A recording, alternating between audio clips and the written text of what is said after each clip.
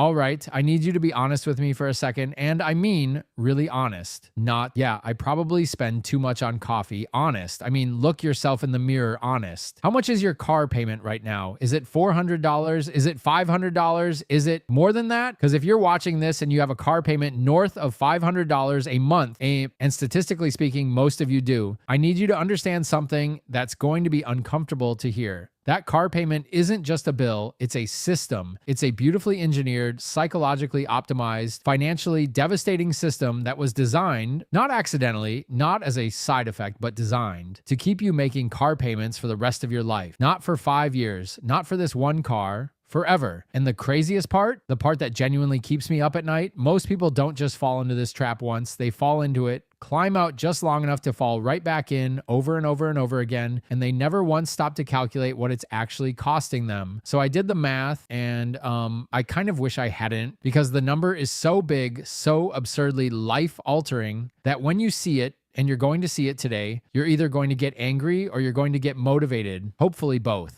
My name is Billy, and I spend way too much time thinking about why the average American is broke despite earning more money than ever before. If you're someone who feels like you're doing everything right, you go to work, you pay your bills, you're not blowing money on anything crazy, but you still can't seem to get ahead, make sure to hit the subscribe button and give this video a thumbs up if this helps you out. Because here's the thing, I'm going to make the case today that your car, the thing sitting in your driveway or your parking garage right now, is the single biggest obstacle between you and financial freedom. Not your rent, not your student loans, not avocado toast for God's sake, your car. And by the end of this video, you're going to understand exactly how the auto industry turned a simple machine that gets you from point A to point B into a lifelong wealth extraction device. And more importantly, you're going to know exactly how to break free from it.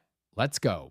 Okay, let's start with where we are right now, because the current state of auto lending in America is genuinely insane. According to Experian's State of the Automotive Finance Market report from Q3 2023, the average monthly payment on a new car in the United States is $726. Let me say that again, $726 per month for a car, and used cars aren't much better. The average used car payment is $533 per month. Now, the average loan term, and this is where it starts to get ugly, the average new car loan term is now 68 months.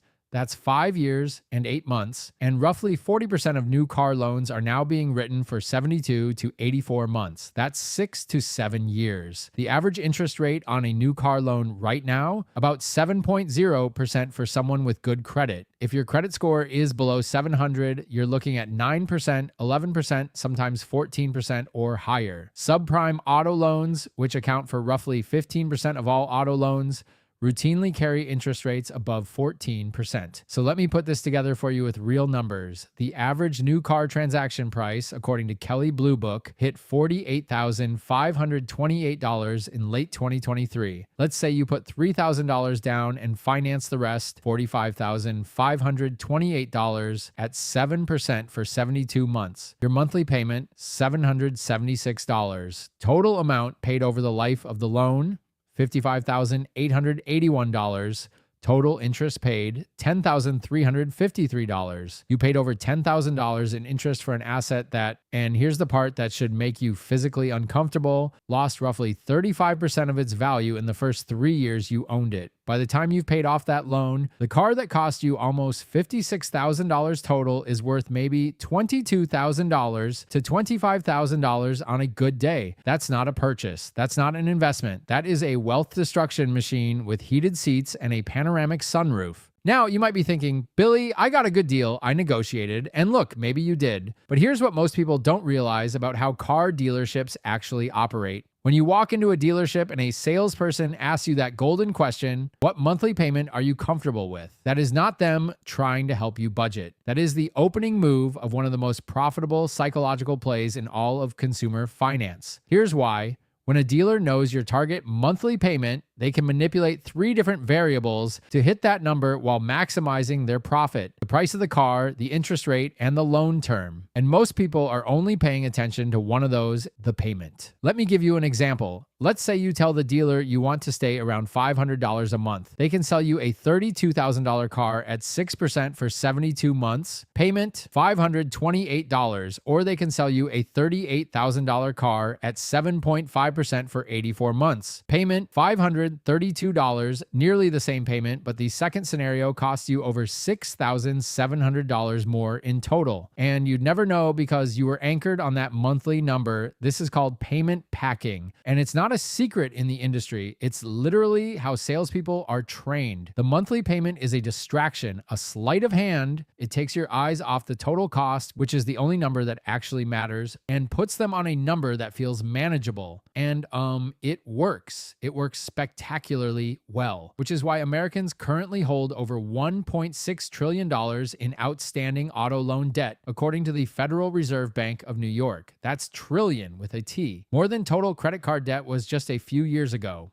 Okay, this is where it gets really interesting because the car payment itself isn't even the biggest problem. The biggest problem is the cycle. Here's how the cycle works for the average American. You buy a new car, you finance it for 72 months, around month 30, 2.5 years in, you start getting bored with the car, or something breaks, or your coworker pulls up in something nicer, or the dealer starts sending you those mailers. We need your vehicle. Upgrade today with no money down. So you go back to the dealership. But here's the problem. You still owe $28,000 on your loan. The car is now worth $23,000 in trade-in value. You are $5,000 underwater. What the industry calls negative equity. Does the dealer care? Absolutely not. They roll that $5,000 in negative equity into your new loan. Now you're financing a $42,000 car, but your loan is actually for $47,000. And to keep your payment affordable, they stretch the term to 84 months. And the cycle repeats and repeats and repeats. According to Edmunds, roughly 25% of all trade-ins in 2023 involved negative equity, with the average negative equity amount being approximately $6,054. That means 1 in 4 people trading in their car actually owed more than the car was worth, and they just rolled it forward like a snowball of debt getting bigger with every upgrade. I want you to think about how insidious this is. The auto industry has created a system where the car you buy today makes you poorer not just now, but on your next purchase too. They've figured out how to reach into your future and extract wealth from a transaction that hasn't even happened yet. This is the hamster wheel.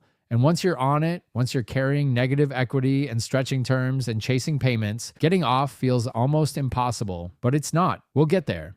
All right, let's zoom out, because I think the reason people don't take this seriously is that they think about car costs in isolation. It's just $726 a month. But let's look at what this pattern costs over an entire adult life. Let's model 2 people. Same age, 25, same income, $65,000 a year, same everything, except one thing. Person A, let's call him Marcus, does what most Americans do. He buys a new car every 5 to 6 years, average payment $700 per month. He always has a car payment. Sometimes he rolls negative equity. He does this from age 25 to age 65. That's 40 years of car payments, total spent on car payments alone. $700 times 12 times 40 equals $336,000. And that doesn't include insurance premiums on newer, more expensive cars, which average about $2,000 per year for full coverage, according to the Insurance Information Institute. Over 40 years, that's another $80,000 or more. Total transportation costs for Marcus, roughly $416,000 or more over his lifetime. And at the end, he owns a used car worth maybe $15,000. Person B, let's call her Priya, takes a different approach. At 25, she buys a reliable 3-year-old used car for $18,000. She finances it for 48 months at 6%. Payment $423 per month. She pays it off and then drives it for a total of 10 years while banking the difference. When it's done, she buys another used car the same way. Over 40 years, Priya buys 4 cars instead of Marcus's 7 7 or 8. Her total spent on car payments, roughly $81,000. Insurance is lower on older, less expensive cars, maybe $1,400 per year or $56,000 over 40 years. Total transportation cost for Priya, roughly $137,000. The difference between Marcus and Priya, $279,000. But here's the part that should genuinely blow your mind. What if Priya took just the difference in monthly payments, let's say $350 per month, and invested it in an S&P 500 index fund averaging 10% annual returns? Over 40 years, that $350 per month becomes approximately $2.2 million. $2.2 million. That's not theoretical. That's not some fantasy scenario. That's basic compound interest math. That is the real, actual mathematical cost of always having a car payment versus being strategic about your vehicles. Your car payment isn't keeping you from being a little more comfortable. It's keeping you from being a millionaire. And that is not an exaggeration.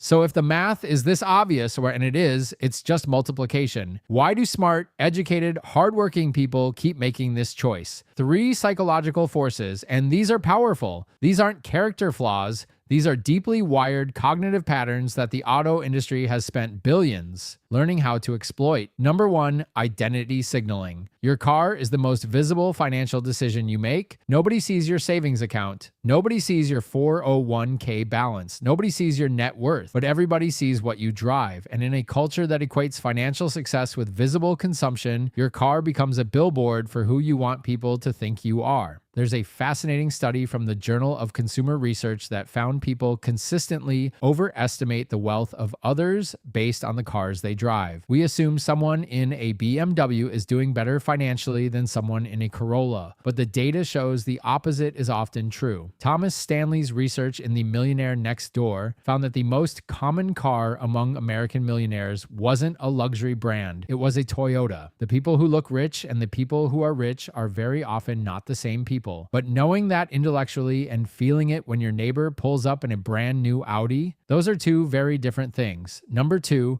hedonic adaptation. This is the psychological phenomenon where the pleasure you get from a new purchase fades dramatically and quickly. Studies show that the happiness boost from a new car lasts on average about 2 to 3 months. After that, it just becomes your car, the thing you sit in during your commute, the thing that gets bird poop on it, but the payment lasts 72 months, so you get 2 to 3 months of elevated happiness for 72 months of financial drag. That is a terrible trade, and yet, because the next new car promises that dopamine hit again, we keep reaching for it. It's the same cycle as any other short-term pleasure. The high is brief, the cost is long, and the desire never actually goes away. Number 3, normalization. This might be the most dangerous one. Car payments have become so universal, so expected, so embedded in American financial life that most people literally cannot imagine not having one. When I tell people they should aim to never have a car payment, they look at me like I suggested they commute by horse. The average American just accepts a perpetual car payment as a fixed cost of being alive, like rent, like utilities. And that normalization, that belief that everyone has a car payment, so this must be fine, is the single most profitable idea the auto industry has ever planted in the public consciousness.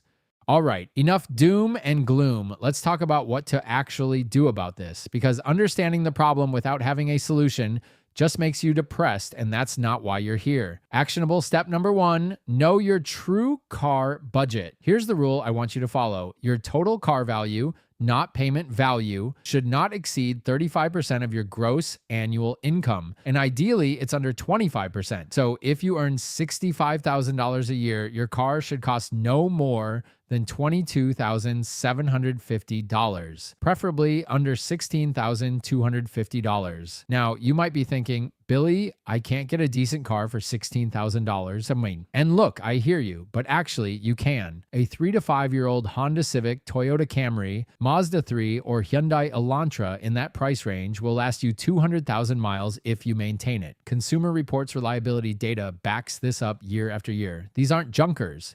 These are excellent, reliable, safe vehicles that just don't have the new car smell. And that new car smell, that's literally the scent of volatile organic compounds off-gassing from synthetic materials. You're paying $15,000 extra to inhale chemicals. I'm just saying. Actionable step number 2, never negotiate on monthly payment. Only negotiate on out-the-door price. When you walk into a dealership, or better yet, negotiate via email, the only number you discuss is the total, final, out-the-door price, including all taxes, fees, and charges. If a salesperson asks what monthly payment you want, say, "I'm not discussing payments, what's your best out-the-door price?" This single sentence eliminates 80% of the games dealers play. And get pre-approved through your own bank or credit union before you go to the dealer. This way, you know your rate, you know your terms, and the dealer's finance office has to compete with an offer you already have in hand. Credit unions, by the way, almost always beat dealership financing. Almost always. Actionable step number 3, drive your car for at least 10 years.